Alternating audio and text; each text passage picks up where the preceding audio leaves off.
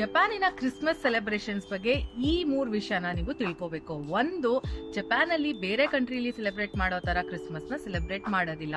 In fact ಇಲ್ಲಿ ಕೊಡೋ winter break ಕೂಡ ಕ್ರಿಸ್ಮಸ್ ಆದ್ಮೇಲೆ ಇರುತ್ತೆ. ಯಾಕೆ ಅಂದ್ರೆ 25 ಡಿಸೆಂಬರ್ ಇಲ್ಲಿ ನಾರ್ಮಲ್ ವರ್ಕಿಂಗ್ ಡೇ. ಸೊ ಹೆಂಗಪ್ಪ ಸೆಲೆಬ್ರೇಟ್ ಮಾಡ್ತಾರೆ ಅಂದ್ರೆ, ಒಂದು, ಮಕ್ಕಳು ಅವ್ರ ಫ್ರೆಂಡ್ಸ್ಗಳ ಜೊತೆ ಕ್ರಿಸ್ಮಸ್ ಪಾರ್ಟಿ ಅಂತ ಮಾಡ್ತಾರೆ. ಮತ್ತೆ ಕಪಲ್ಸು ಅವ್ರ ಸ್ಪೌಸ್ ಜೊತೆ ಅಥವಾ ಗರ್ಲ್ ಫ್ರೆಂಡ್ಸ್ ಜೊತೆ ಡಿನ್ನರ್ಗೆ ಹೋಗ್ತಾರೆ. ಅದು ಒಂದು. ಸೊ ಎರಡನೇದು, ಕ್ರಿಸ್ಮಸ್ಗೆ ಜಪಾನ್ ಅಲ್ಲಿ ಏನ್ ಫೀಸ್ಟ್ ಇರುತ್ತೆ ಅಂದ್ರೆ, ಒಂದು, ಸ್ಟ್ರಾಬೆರಿ ವೆನಿಲಾ ಶಾರ್ಟ್ ಕೇಕ್ಸು ಸಖತ್ ಫೇಮಸ್ ಇಲ್ಲಿ. ಎರಡನೇದು KFC ಚಿಕನ್ ಬಕೆಟ್.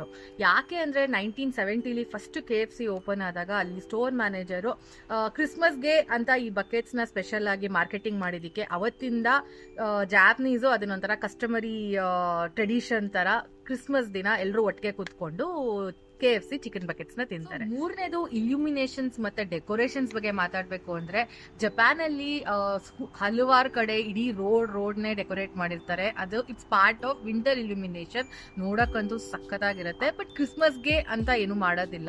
ಬಟ್ ಕೆಲವು ಕಡೆ US ಇನ್ಫ್ಲೂಯೆನ್ಸ್ ಆಗಿ ಈ ನಡುವೆ ಸ್ವಲ್ಪ ಕ್ರಿಸ್ಮಸ್ ಮಾರ್ಕೆಟ್ಸ್ ಅಂತ ಕೂಡ ಸೆಟಪ್ ಗಳನ್ನ ಮಾಡ್ತಾರೆ. ಎಷ್ಟೋ ಜನ ಟೂರಿಸ್ಟ್ ಗಳು UK, US ಮತ್ತೆ ಯುರೋಪಿಯನ್ ಕಂಟ್ರೀಸ್ಗೆ ಕ್ರಿಸ್ಮಸ್ ನ ನೋಡೋದಿಕ್ಕೆ ಅಂತಾನೆ ಟ್ರಾವೆಲ್ ಮಾಡ್ತಾರೆ. ಆದ್ರೆ ಯಾರು ಕ್ರಿಸ್ಮಸ್ ನ ನೋಡೋದಿಕ್ಕೆ ಜಪಾನ್ಗೆ ಬರೋದಿಲ್ಲ. ಇನ್ಫ್ಯಾಕ್ಟ್ ಬಂದ್ರು ಕೂಡ ವಿಂಟರ್ಗೆ ಬರ್ತಾರೆ.